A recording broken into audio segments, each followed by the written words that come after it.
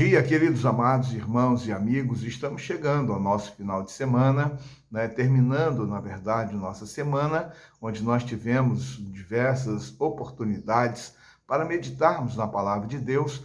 E eu quero, então, nesta manhã, compartilhar mais uma devocional, mais uma breve meditação, em que nós encontramos no Salmo 18, nos versos 30 a 32, que diz assim: o caminho de Deus é perfeito. A palavra do Senhor é confiável. Ele é escudo para todos que nele se refugiam. Pois quem é Deus além do Senhor? E quem é rocha a não ser o nosso Deus? O Deus que me revestiu de força e aperfeiçoou o meu caminho. Amém. Esse é um texto que faz parte da declaração de adoração, de louvor, de gratidão de Davi. Esse texto você encontra replicado também no livro de 2 Samuel, capítulo 22, e então fala de um momento muito específico na vida do rei Davi, quando ele fugia de perseguições, né, quando ele estava fugindo, né, ali de tentativa de matá-lo, e então Deus lhe deu grande vitória. Grandes vitórias, na verdade, ele pôde experimentar, e então ele louva o Senhor, ele exalta o Senhor, ele reconhece a ação de Deus sobre a sua vida. Importante para nós, quando chega aqui a este versículo de número 30, e considerando aqui o 31 e 32 para a nossa meditação de hoje, ele se refere a todas as suas vitórias, as realizações de Deus sobre sua vida através de todo o capítulo, ou nos versículos anteriores.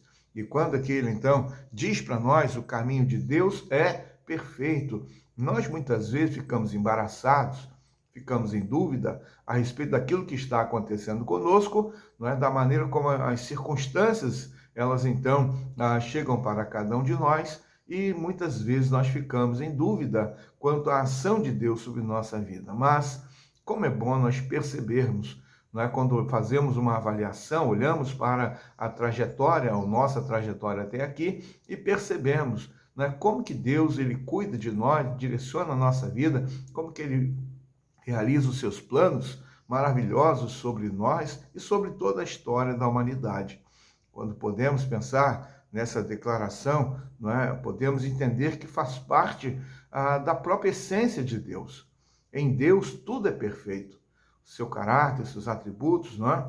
Então, quando nós pensamos em Deus, tudo que procede de Deus é perfeito. E como declara que o caminho de Deus é perfeito, é porque, na verdade, podemos entender que toda a história da criação, não é? Tudo que nós podemos hoje ter como experiência na dinâmica da nossa vida, então faz parte de um plano perfeito de Deus. E assim, a sequência que nós vamos encontrar fala, né, desse caminho perfeito de Deus, ou de Deus sendo perfeito, mas ele vai dizer que a palavra de Deus é confiável.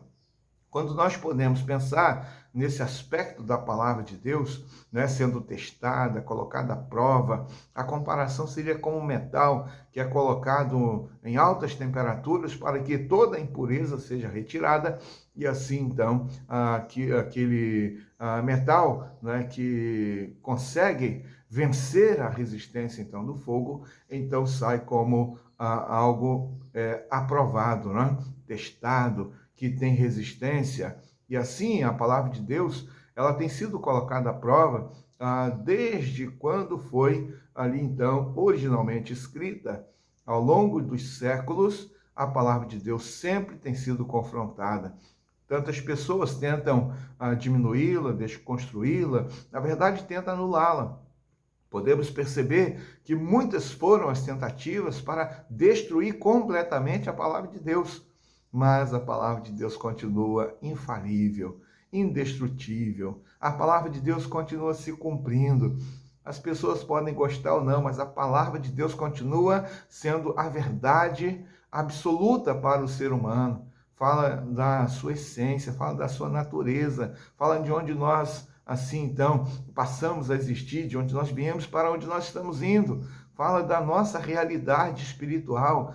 Fala, então, sobre nossa vida de forma profunda, e assim, a palavra de Deus, ela é confiável. Aqui na Nova Almeida, ela utiliza a expressão confiável. Talvez você tenha na sua versão provada, né? A palavra de Deus é provado, aprovada. Então, a realidade para nós é essa. Quantos foram os ataques que a palavra de Deus já sofreu?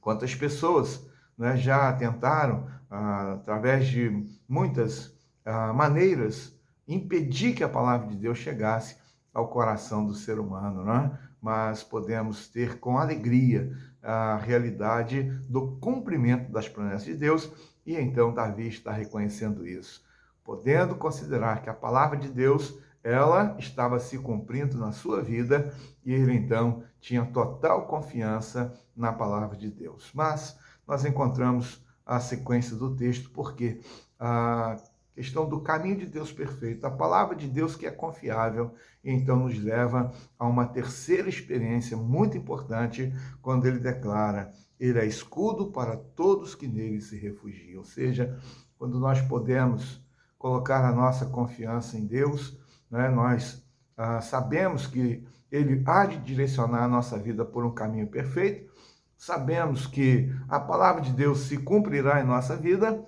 e agora nós podemos nos refugiar no Senhor, aquele que é o nosso escudo, aquele que nos protege verdadeiramente. Quando pensamos em um escudo, naquelas batalhas, né, no combate, e aí então aquela peça da armadura do combatente, e então o Senhor é o nosso escudo. Como é importante para nós sabermos disso, né? Deus é o nosso escudo.